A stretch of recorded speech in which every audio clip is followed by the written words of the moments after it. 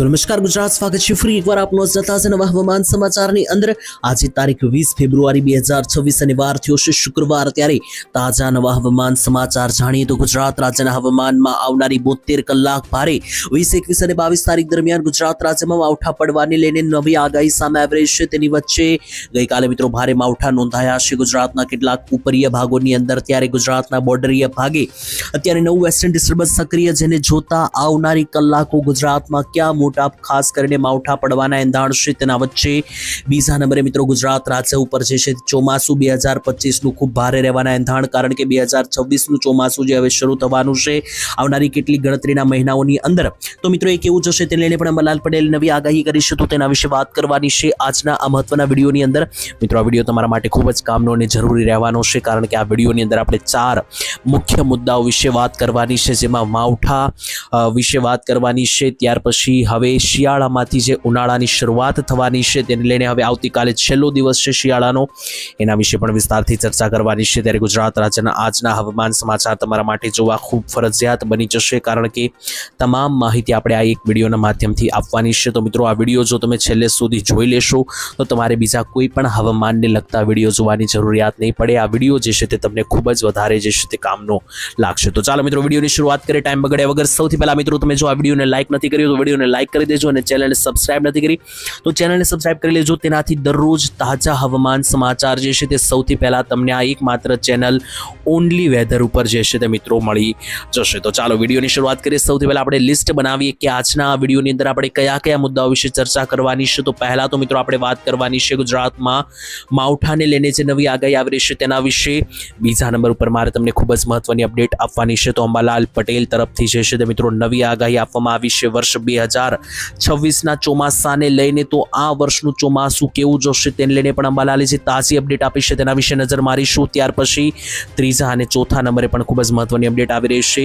ત્રીજા નંબરે આપણે મિત્રો વાત કરવાની છે ઋતુ પરિવર્તન વિશે। તો મિત્રો જે ઋતુ પરિવર્તન ગુજરાતમાં જે છે તે મિત્રો થઈ રહ્યું છે, શિયાળામાંથી ઉનાળાની શરૂઆત થઈ છે તેના વિશે વાત કરીશું। અને સૌથી છેલ્લે ચોથા નંબરે હું તમને વાત કરીશ વરસાદ વિશે। તો વરસાદ કયા કયા ગામમાં આવશે એ કોઈક ગામનું નામ લઈને માહિતી આપવામાં આવશે। તો ચાલો મિત્રો વિડીયોની શરૂઆત કરીએ। સૌથી પહેલા જે છે તો મિત્રો આપણે માહિતી મેળવીએ તો ગુજરાત રાજ્યમાં અત્યારે જે માવઠાને લઈને સૌથી મોટી આગાહી આવી રહી છે તેના વિશે વાત કરીશું। તો વાદળોને આધારે આપણે જાણવાનું છે કે કયા કયા ભાગોની અંદર માવઠાની સિસ્ટમો બની શકે। તો મિત્રો જોઈ લો, આ ગુજરાત રાજ્યનો નકશો છે, અને ગુજરાત ઉપરથી મિત્રો આજે એટલે કે 20 તારીખથી લઈને 22 થી 23 તારીખ સુધી, એટલે કે 20, 21, 22 અને 23 આ 4 દિવસ જે છે તે ગુજરાત રાજ્ય ઉપરથી ખૂબ મોટા વાદળોનું ઝુંડ જે છે તે પ્રસરણ પામી રહ્યું છે, અને આ જ વાદળો ક્યાંક ને ક્યાંક ગુજરાતના ભાગોને જે છે તે ધમરોળી શકે તેવી આગાહી આવી રહી છે।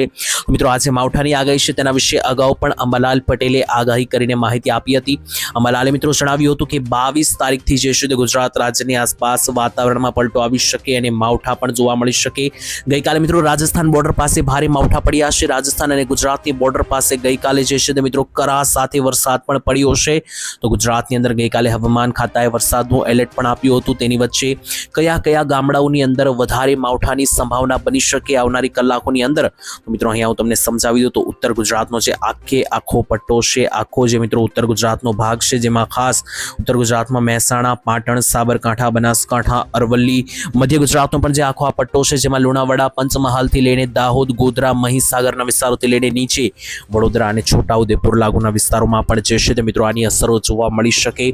માવઠા અને ઝાપટા જે છે તે મિત્રો આ ભાગોની અંદર પણ આવનારી કલાકોની અંદર તમને પડતા જે છે તે મિત્રો જોવા મળી શકે। તો મિત્રો માવઠાને લઈને હજુ જે છે મિત્રો સચોટ માહિતી જોઈએ તો દક્ષિણીય ગુજરાતમાં પણ તમે અહીંયા લાઈવ જોઈ શકો કે આખો જે આ દક્ષિણ ગુજરાતનો પટ્ટો છે, આ પટ્ટાની અંદર તમે જોશો તો મિત્રો સુરત લાગુના ભાગોમાં મિત્રો વાદળો જે છે તે જોવા મળી રહ્યા નથી, જેથી દક્ષિણ ગુજરાતમાં કોઈ આગાહી નથી।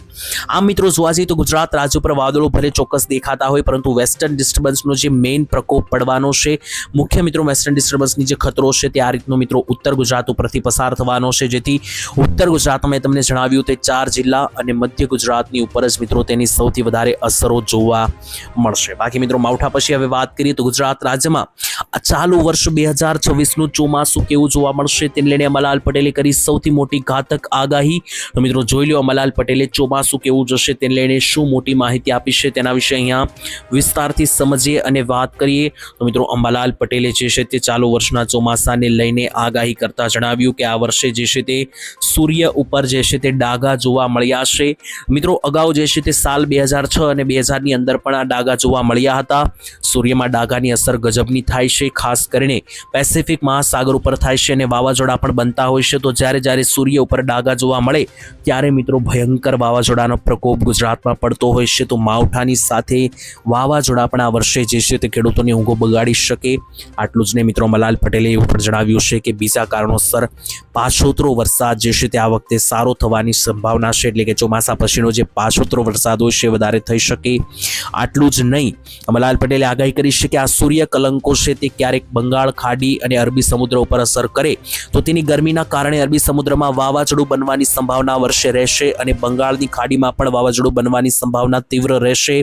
દક્ષિણીય ભારતના વિસ્તારો પ્રભાવિત થશે એક પછી એક લોકેશનને કારણે આ વર્ષનું જે ચોમાસું જે છે તે મિત્રો સૌથી ઘાતક રહેવાના એંધાણ બની શકે। સૂર્ય ઉપર ડાઘા જોવા મળ્યા છે અને 2006માં છેલ્લા મિત્રો આ ડાઘા જોવા મળ્યા હતા ત્યારે સુરતમાં પણ પૂર જોવા મળ્યું હતું। તો મિત્રો આ આગાહી થઈ ગઈ અંબાલાલ પટેલની, ખાસ કરીને મિત્રો આ વર્ષના ચોમાસાને લઈને। ઋતુની વાત થઈ છે તો શિયાળામાંથી હવે ઉનાળાની પણ શરૂઆત થઈ ગઈ છે। ત્યારે મિત્રો વાત કરીએ તો આજે છેલ્લો દિવસ તમે ગણી શકો, કારણ કે આવતીકાલથી 21 તારીખથી જે છે તો મિત્રો તમે ગણી શકશો કે શિયાળો કમ્પ્લીટલી ગુજરાતમાંથી વિદાય લઈ લેશે। કારણ કે ગઈકાલે મિત્રો જુઓ તો 19 તારીખ ગુજરાતમાં હતી, આજે 20 તારીખ છે, ગઈકાલે 19 તારીખ હતી। ગઈકાલે મિત્રો આખા ગુજરાતમાં ધમધમતો તાપ પડ્યો છે, જેમાં સૌથી વધારે તાપમાન ઉત્તરીય ગુજરાતનું ડીસા 35 ડિગ્રી અંદાજિત તાપમાન પડ્યું છે। મધ્ય ગુજરાતમાં સરેરાશ તાપમાન 32 ડિગ્રી જોવા મળ્યું, દક્ષિણીય ગુજરાતનું સરેરાશ તાપમાન 32 ડિગ્રી જોવા મળ્યું, કચ્છનું સરેરાશ તાપમાન 32 ડિગ્રી જોવા મળ્યું અને સૌરાષ્ટ્રનું સરેરાશ તાપમાન 32 ડિગ્રી જોવા મળ્યું। ઓલ ઓવર આખા ગુજરાતનું તાપમાન ગઈકાલે 32 ડિગ્રી જોવા મળ્યું છે। આનો અર્થ મિત્રો શું થાય છે કે ગુજરાતમાં હવે તાપમાન જે છે તે ધગધગવા લાગ્યું છે અને હવે પછીની કલાકો તો ગુજરાત રાજ્ય માટે ખૂબ ભારે બની શકે, એટલે કે ગરમીની દ્રષ્ટિએ, કારણ કે આ વર્ષે શરૂઆતમાં જ આટલા આકરા તડકા નોંધાઈ રહ્યા છે। તો જ્યારે ઉનાળો શરૂ થશે તો મિત્રો હાડ થીજવતી ઠંડી જે આ વખતે નથી પડી એવી રીતના હાડ ગાળતી ગરમી જે છે તે પડવાની છે। જેમાં ખાસ મિત્રો તમને જણાવી તો આવનારા 8 દિવસની અંદર તાપમાન જે છે તે મિત્રો તમને 40 ડિગ્રી આસપાસ પણ જતું 100% જોવા મળી શકે, કારણ કે તાપ જે છે તે અદ્વિતીય પડી રહ્યો છે। મિત્રો મેં તમને શિયાળા વિશે પણ વાત કરી અને ખાસ કરીને ચોમાસા વિશે વાત કરી અને ઉનાળા વિશે પણ વાત કરી। આખા વિડીયોમાં મિત્રો આપણે જે છે તે ટૂંકમાં માહિતી આપી છે, જે હું આશા રાખું છું કે તમને સમજાઈ હશે।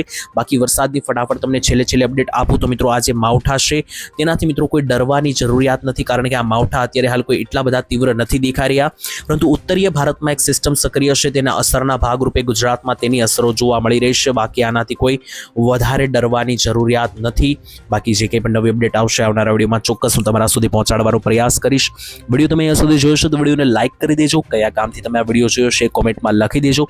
બાકી મિત્રો આજ માટે આટલું જ રાખીએ છીએ, ભવિષ્યમાં મળીશું એક નવા હવામાન સમાચાર નવી માહિતી સાથે। ત્યાં સુધી આજ માટે રજા આપશો। ધન્યવાદ। જય માતાજી, જય દ્વારકાધીશ।